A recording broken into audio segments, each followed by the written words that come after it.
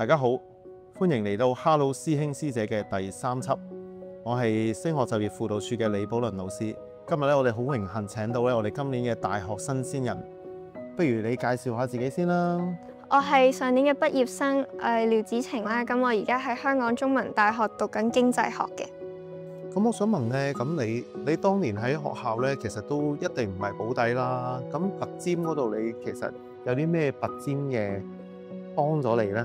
學校裏面其實學校就提供咗好多嘅補課班啊，咁樣俾我哋去返。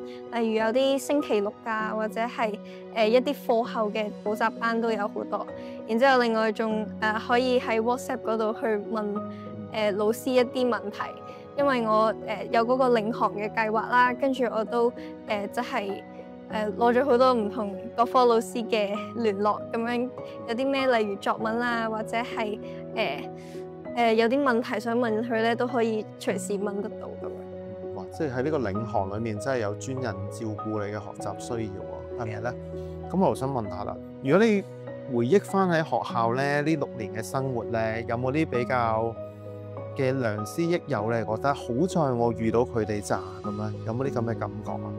你講下有冇邊啲例子咁樣？係啦。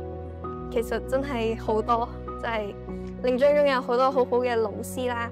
然之後亦都識到一班好好嘅朋友咁。咁可能老師嘅話，我就我嘅即係有個 DT 嘅老師叫陳嘉怡老師啦。咁佢就係因為我嗰陣時玩 STEM 活動嗰陣時咧，就要成日去到DT 室嗰度食飯啊，同埋去做呢一啲比賽嘅籌備。咁即係陳老師都好好啦，佢不時就會同我傾下偈啊，然之後同我食飯嗰陣時又問下我近況點樣樣，咁就唔單止係陪到我去幫到我喺比賽上面啦，亦都係有陣時有啲功課唔識，甚至都可以問下佢哋。咁所以無論係情緒上啊，或者係好多方面，佢都俾咗好多幫助我。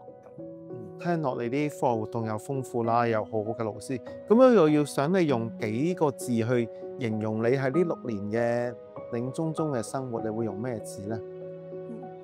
我覺得係多姿多彩嘅，因為領章中俾咗好多嘅唔同嘅機會啊，唔同嘅一啲活動嘅機遇啊，俾我哋，等我哋可以去發掘下我哋自己有啲乜嘢興趣，同埋培養到我哋好多嘅唔同技巧咁。所以我會覺得我成個中學嘅生涯係好多姿多彩。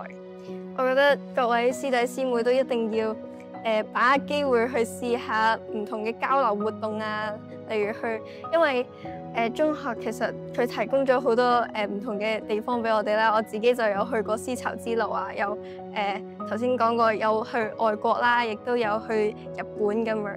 咁我覺得各位真係可以把握呢個去唔同地方交流，可以開下眼界啦，同埋去體驗到唔同地方嘅文化咁樣。